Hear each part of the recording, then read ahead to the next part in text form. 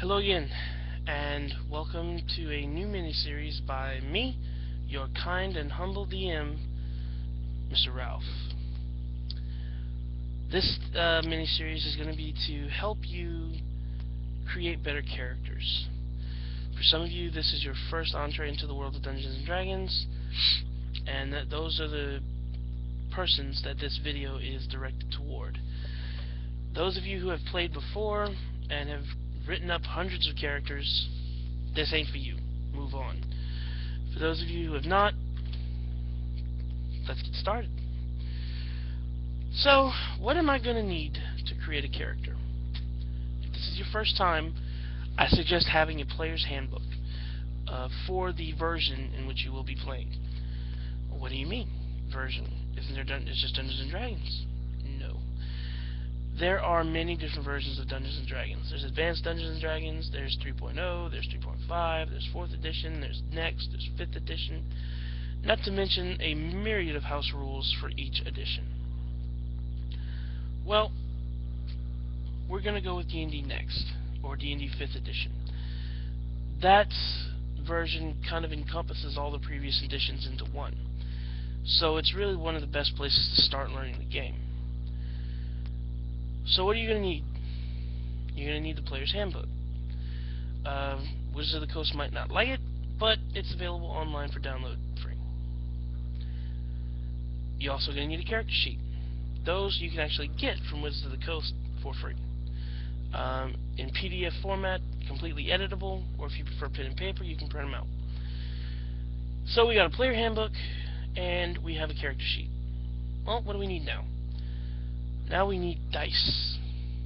Either digital dice on your smartphone or dice. I prefer dice. So I have a player handbook, I have dice, and I have a character sheet. What do I need now? Nothing. You need to decide what you want to play. So, let's begin the character creation process. How do you begin? Well, you need to begin with your ability scores. And I don't mean assigning ability scores, I mean what are your ability scores? And that's what we will cover in this video. Because that's really the most important part of any character. Because it's what allows them to do stuff. So let's start with that. There are many different ways to determine your ability scores. There's a standard array. One moment. The standard array is a series of 6 numbers, decreasing in value. Highest being 16, next being 14, then 13, then 12, then 11, then 10. 6 numbers for 6 ability scores. There's also a method called rolling your ability scores. If you have been around people who play D&D before, or you've seen videos of people playing D&D, you might have heard this term before, rolling a character. Well, what does that mean? That means, just a moment while I get my dice together, taking these dice. These are called D20s because they have 20 sides. Take these dice and you roll them. Okay, now what? Now you take the highest result. In this instance, my highest result was a 19. And you write that down. Not on your character sheet. It's not going there yet. But you write it down on a piece of paper. And you do it again. And in this instance, my highest result was a 20. And then you do it again. And in this instance, my highest result was a 16. And again, and again, and again. You do it a grand total of 6 times. Well, why do it 6 times? Because you have 6 ability scores, silly. So, you now have 6 numbers, ranging anywhere from 1 to 20. Now, sorry, dropped the dice. So here's where the editing part comes in. Say you rolled 6 20s. At level 1, your character's ability scores are going to be 20. all of them. This is something known as min-maxing. You're level 1 with an incredibly high ability score. Can't happen. You are going to ruin the game for everybody else. You don't want this, believe me. So what do? I rolled 6 20s. Okay. Roll 6 more times. You want to have a pretty balanced character sheet. Okay? And what I mean by balance is you want to have, of course you want to have a high score. You can take a 20. Take 120. But the rest of your skills, you don't want to have 20s all over them. I mean, that's just not fair.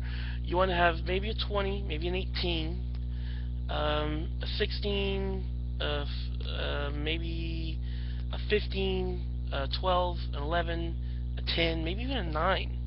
A negative modifier kind of balances your character out, especially if you have a 20. Now there's one more method of determining your ability scores, and that's called buying your ability scores. You mean pay money? No, I don't mean pay money. What I mean is you write 11 for one 11 and then 5 10s.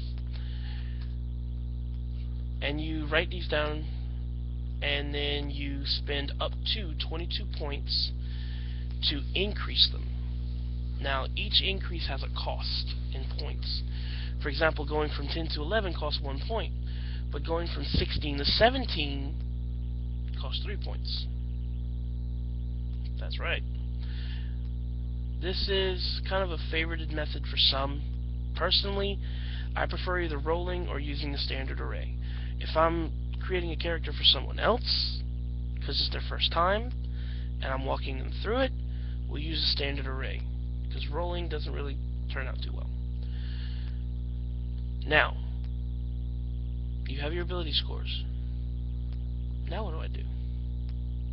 Well, now you have to pick your race.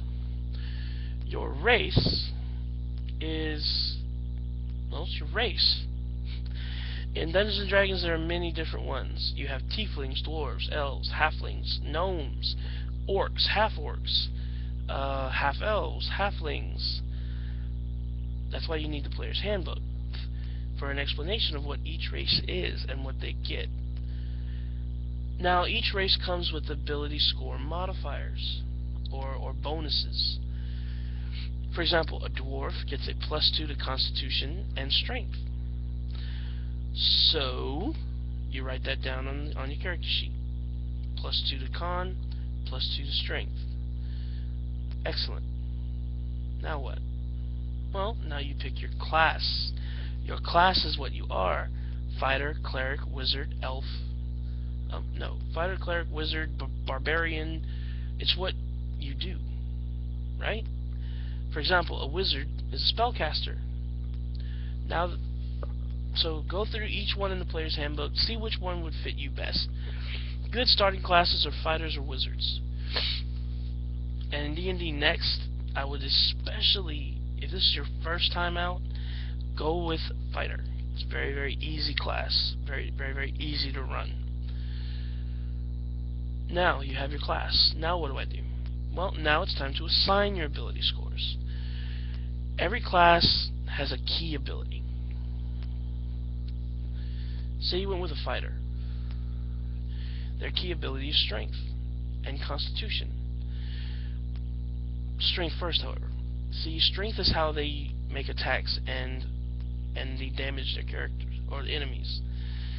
So strength is important. So you want to take your highest ability modifier, or the highest ability score that you've written out, and assign that to your strength. Okay, I now have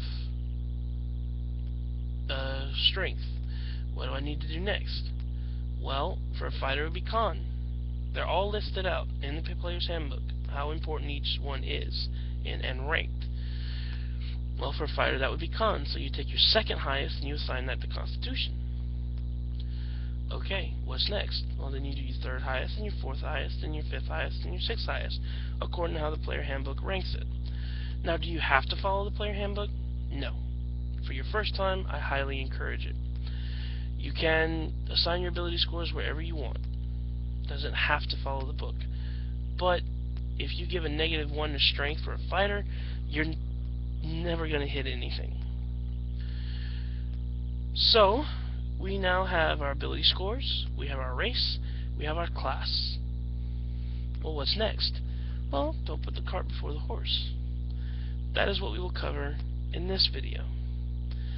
Our next video will be racial traits, class traits, and background.